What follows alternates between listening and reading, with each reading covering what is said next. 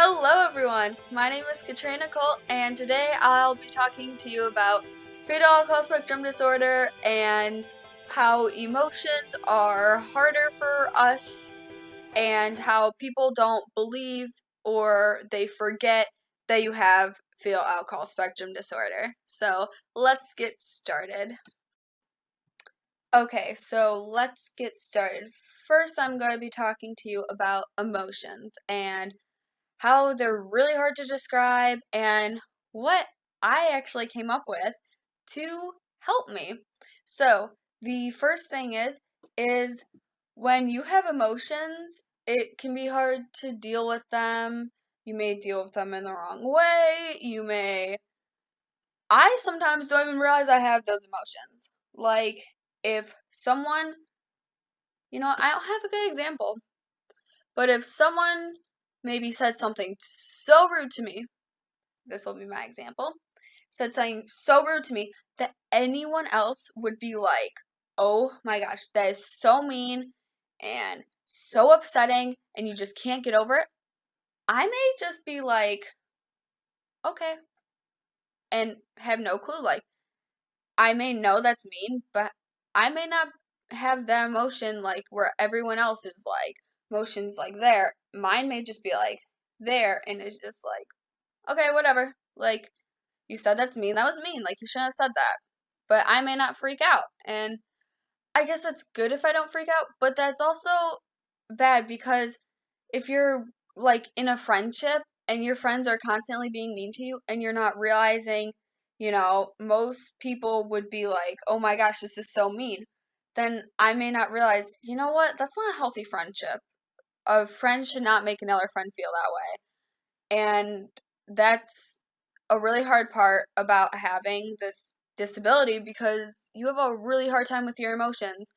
And also with dealing with your emotions, sometimes, you may want to talk to someone and you may just not be able to because you're not comfortable with it. Or sometimes you may not even realize I need to talk to someone and it just gets very difficult. Now, a thing I came up with to help me realize what my emotion is and figuring out why I'm having it is I have this new board and I'm going to try to show you the best I can. I don't know. But it has this and I'll go down and everything down the board thing. So first it says, how are you feeling? Question mark, obviously. I probably don't need you to read this word by word, but knowing me, I probably will anyway. And then right here, because you may not be able to read it, sorry about that. It says feeling words. It's like happy, stressed, overwhelmed, silly, sad, mad, angry, shy, excited, scared, calm, mean, anxious, proud, annoyed, lonely, jealous, frustrated, disgusted, disappointed, bored, confident, etc., confused. And I mean, I don't have to use these exact words. These are just to help me, you know, like realize, okay, instead of using happy, I'll use excited or whatever, but just to help me think of more emotions because sometimes so far I've done this, I've been having a really easy time figuring out what my feeling word is, but there will be a time and there's gonna be a time that comes and I'm gonna be like, okay, I have no emotion words and I may have to use this or I may actually just have to go on, Pinterest or whatever. And then I have all the days listed and they're the same exact time and everything. And so I'll give you Monday. So this, it says like right here, I don't know if you can see it, but it says Monday and then it says my feeling. Why was I feeling this way? And so I do it 4 times a day. Okay, so I can do it more than 4 times a day, but I have to do it 4 times a day at that time. So I have wake up time, and I was excited on Monday because I wanted to go work out. And then I do at 12 o'clock, and the reason why I do at 12 is because it's in the middle of the day, and also I work out before 12 every day. So maybe I'm tired in the morning or upset or frustrated or annoyed, whatever I'm feeling, and I go work out, and my feeling will probably change. So 12 I think is a good time. And then 3 o'clock is before I go to my tutoring, so I could figure out what emotion, I guess, before I start getting ready. That way, so maybe I know. I really don't know. I just thought that was a really, good time to put it. I don't know. And then before I go to bed, I also do an emotion. I'm usually tired or happy. It looks like a lot of these days I've been happy. But anyway, I just raise my seat. Alright, I'm going to do the best I can at showing you the bottom. So, the bottom, obviously I put FASD because that's my disability and I support it 100%. And here on this side, I just put the one, so this is for helping me calm down. And I have playing lacrosse, because that helps me calm down, doing a little bit of wall ball. Color breathing, 5 senses, going on the trampoline, swinging. Now swinging may sound like why would swinging help, but it helps for sensory processing and just calming down. Music, playing outside, talking to someone, that helps. Those are all the things that I would be able to think of for that. So that's that board. Okay, so that's basically a lot what I do with my feelings and how I deal with them. Next, I'm going to talk about how people forget you have FASD.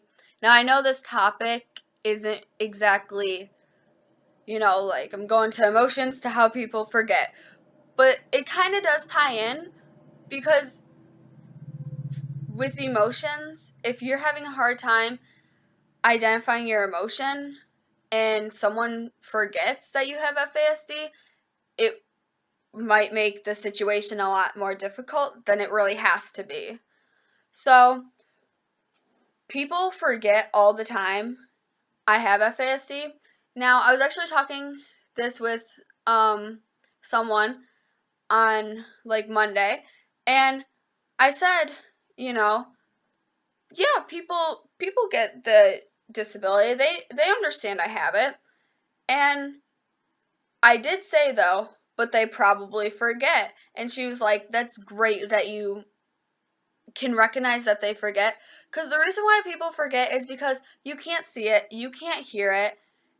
If you were talking to me, you wouldn't know. Probably right now, you probably wouldn't realize. But I told you, so you do realize. But you probably don't realize. If that makes any sense. I'm not explaining that because that's just going to be 5 minutes long and it's just going to waste time in the video. So people forget a lot, especially if you're in an argument with someone, and they're arguing and you're arguing. You may be like, wait, what even is this situation about? And you may say stuff that totally doesn't make sense. Trust me, I've done that many times before. And then I realized after, why did I say that? And then it would be like, I was confused. So people forget a lot, especially also if you're probably in arguments, then they forget, and the argument gets bigger. Basically. So it's just harder because, most people think to have brain damage or a disability or whatever, you need to look like it, when 90% of kids with FAS or FASD or any type of fetal alcohol, they don't have any features, you can't tell. So that's a really hard part about the disability, is because you can't tell and everything. So people forget, and some people don't even believe you. That's another thing that I think is kind of I don't know, ridiculous, insane. Is just, you say you have the disability, or, if you want to call it brain damage, but people don't believe you. And depending, I guess, what environment you're in with maybe friends or whoever you're telling, if you're in an environment where maybe you act out sometimes, then yeah, people may believe you. But if you're in an environment where you're calm, you're great, you're perfect, no one's perfect, but who cares, but you get what I mean. And you say I have this disability, people may not believe you. They may just be like, yeah, right, whatever. So it's hard to say sometimes though, because if you tell people about the disability and you have it, they may, most of the time, they're just going to say, I know, or okay, when they may not believe you, or they may have no clue what that even means. What are you talking about? So that's pretty hard. And you really, if someone says they have FASD, okay, you know what? That's a bad example. I was thinking like someone says like believe them, but there are people who may fake it. So I mean, it's hard to fake it though. Sometimes, yeah, there's no possible way you can fake it because you get tested for it, basically. I don't know. Just try and think of other examples because I feel like this video makes sense, but at the same time it's just like you're stopping there. Whatever. Oh yeah, and also sometimes we have no clue what to say next. Oh, fun fact. Okay. I'm just gonna tell you a fun fact and then I'll probably end this video because I have nothing else to say. But fun fact is when kids with FASD or FAS or any type of fetal alcohol, when they say they're bored, that means most of 99% of the time, that means they don't know what to do next. That doesn't mean they're actually bored. Because I remember I used to say, I'm bored, I'm bored, I'm bored. And sometimes it would be in school. And then when my mom told me that recently, I realized, yeah, I wasn't really bored. I just didn't know what to do next. I had nothing else to do. I didn't know what to do next. So, fun fact just to let all you guys know. That's what it means. Doesn't mean we're actually bored. It means we don't know what to do. So yeah. I'm sorry if I totally bored you or this didn't make sense at all. Thank you guys so much for watching. Please like this video and subscribe and comment down below what other FASD videos or any other videos you want to see. And sorry, I know I talked a lot on this video. I guess I'm just in a talkative mood.